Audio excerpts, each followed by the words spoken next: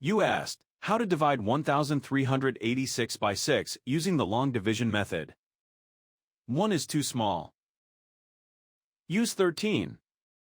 13 divided by 6 equals 2. 2 times 6 equals 12. 13 minus 12 equals 1. Bring down 8, making 18. 18 divided by 6 equals 3. 3 times 6 equals 18. 18 minus 18 equals 0. Bring down 6, making 6. 6 divided by 6 equals 1.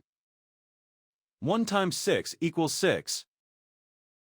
6 minus 6 equals 0. The remainder is 0. The final result is 231.